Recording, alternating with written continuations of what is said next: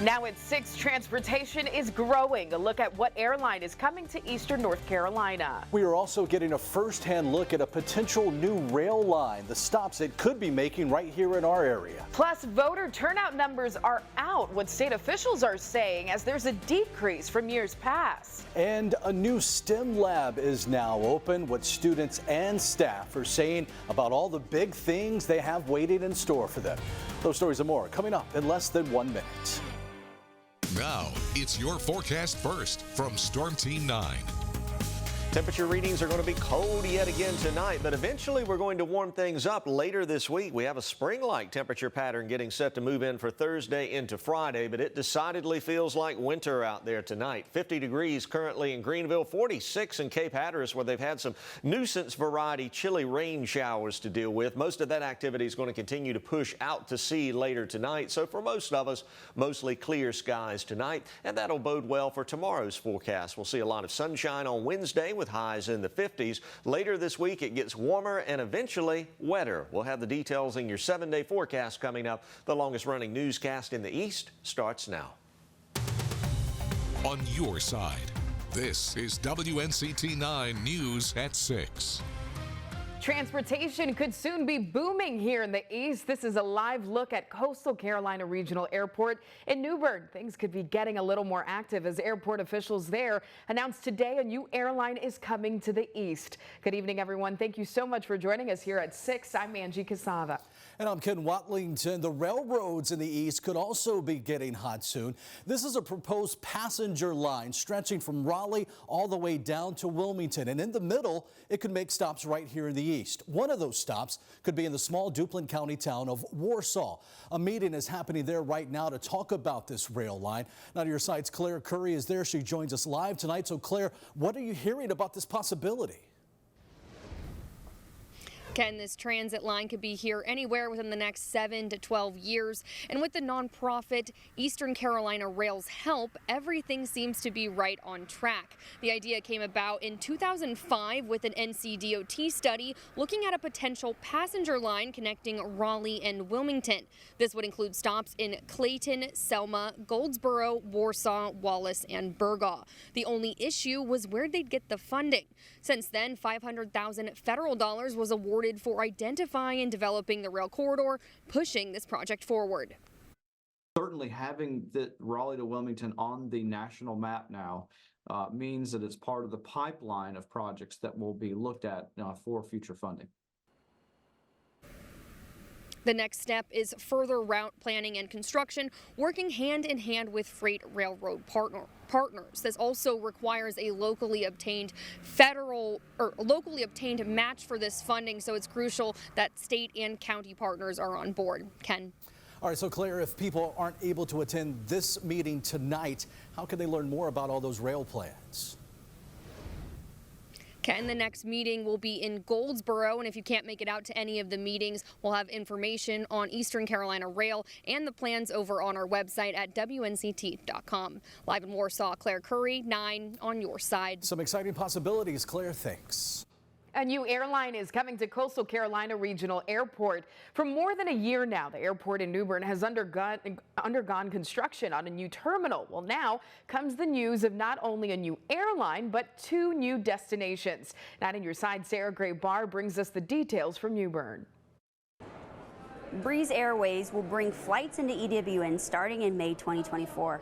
Airport officials tell me the terminal expansion means more people are going to use the airport, which goes hand in hand in bringing more flights to the area. Starting May 24th, there will be 2 routes Breeze Airways will take from New Bern. We're going to be starting with 2 routes, one from Hartford, Connecticut, and the other from Orlando. EWN director says there's a demand for flights to the Northeast. This is another option than going to LaGuardia or JFK, but we knew we had a building set of visitors from up there in these last 3 years, so that was a hot market. And will also give New Bern a direct flight to Florida, he says. East of I-95, in the last year in this catchment area, 100,000 people traveled to Orlando. That's driving and everything. So, you just merely have to convert a small percentage of those and you're filling up these planes. Breeze Airways says New Bern was an ideal choice and will be the airline's 50th destination. We look at a lot of data, a lot of Department of Transportation, demographic, migration data to make that decision. And so looking through all that data, we saw New Bern was a little bit undiscovered as far as where people want to go and where people want to travel from. Airport Authority officials recognized this would not have been possible without the support from the county, the Craven 100 Alliance, and the Tourism Development Authority. For those of us who live here and have been here their entire lives, it's nice to have a second airline again. Our airport is growing for Eastern North Carolina. It's a great opportunity. Again, those flights will start on May 24th. We'll continue to follow the terminal expansion and Breeze Airways on air and online at WNCT.com. In New Bern, Sarah Graybar, 9 on your side. And Breeze is also taking off from Raleigh-Durham International Airport. The airline's first flight there was about a year ago. Then Breeze just offered nonstop flights to and from New Orleans, Hartford, Connecticut, and Providence, Rhode Island. Now there are nonstop flights to and from several cities in Florida like Jacksonville and Tampa, as well as several New York metropolitan areas, and even as far west as San Diego, California. Breeze adding these destinations from Eastern North Carolina and already adding several others to airports in our area. All three, Pitt, Greenville, Albert J. Ellis in Onslow County, and Coastal Carolina all travel to Charlotte. OAJ also has flights to and from Atlanta, and EWN offers a seasonal flight to and from Washington, D.C. All of those are through American Airlines. And of course, we want to hear from you. In our Vote Now on 9 poll, we're asking, on a scale of 1 to 10, how would you rate transportation across Eastern North Carolina? To vote, just scan that QR code there at the bottom right side of your screen. You can also use the free 9 on your side mobile app or head over to WNCT.com/vote. You can see the latest results tonight on your late news here on WNCT. Developing in Havelock, 2 people are dead and another is hurt after a crash. It happened last night just after 5:30 when a Jeep driving down McCotter Boulevard hit 2 cars at the U.S. Highway 70 intersection. They say the Jeep then ran off the side of the road and hit a pole. 2 people inside the Jeep died. The driver of the second car hit was airlifted from the scene with serious injuries. If you have any information about this crash, you're asked to call Havelock Police. In Goldsboro, police are investigating after a 14-year-old girl was hit by a car. They say it happened around 5 last night near the intersection of Berkeley Boulevard and Langston Drive. That's just outside the mall in Goldsboro. Police say the girl was walking when she was hit by a car. She was taken to the hospital. Of course, we're working to learn more on her condition. The driver of the car remained at the scene and is cooperating with police. So far, no charges are filed. Happening in less than an hour, the city of Havelock is holding a public listening session about water quality and recreation at Slocum Creek. This is in partnership with Sound Rivers, who regularly tests the water and has been collaborating with the city on improving their sewage system.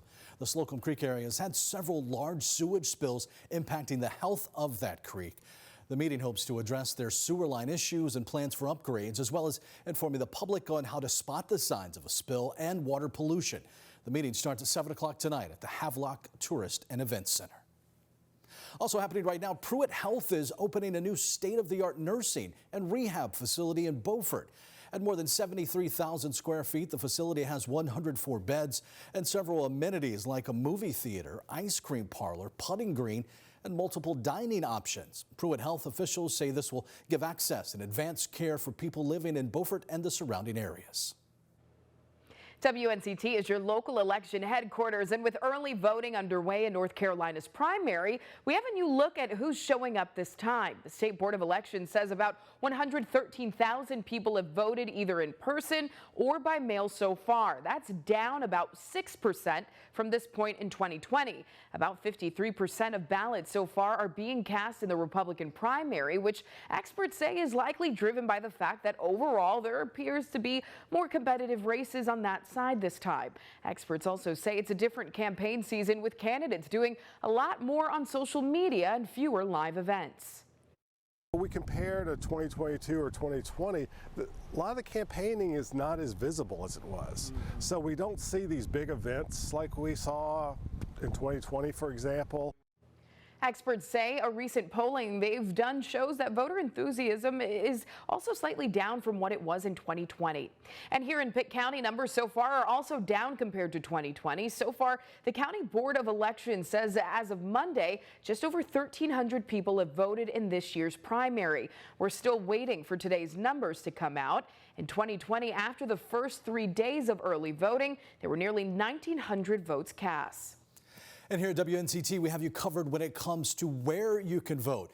Right here in Pitt County, there are a few places you can cast your ballot. There's the Ag Center on Government Circle, the Community Schools building in front of Alice Keene Park on County Home Road, the County Office building, that's on West 5th Street, and then there's the ECU Student Center. All of those right here in the city of Greenville. The fifth and final spot in Pitt County is at the Winterville Fire Station. Down in Duplin County, there are a couple sites there as well. There's the American Legion building on East Sutherland Street in Wallace, and the Lois G. Britt Ag Center in Kenansville. That's just off Highway 11. Still ahead here on WNCT 9 News at 6, you could escape an election and be on the school board. What county is looking for a new board member and how you can apply now. Plus, the East Carolina baseball team on the road today. Sports Director Brian Bailey will join us with an update on the game against Campbell. That and more coming up in sports in about 15 minutes. And temperatures are dropping quickly yet again tonight, but we're going to be changing those temperatures a bit over the next few days. We'll talk about some spring-like weather on the way coming up next.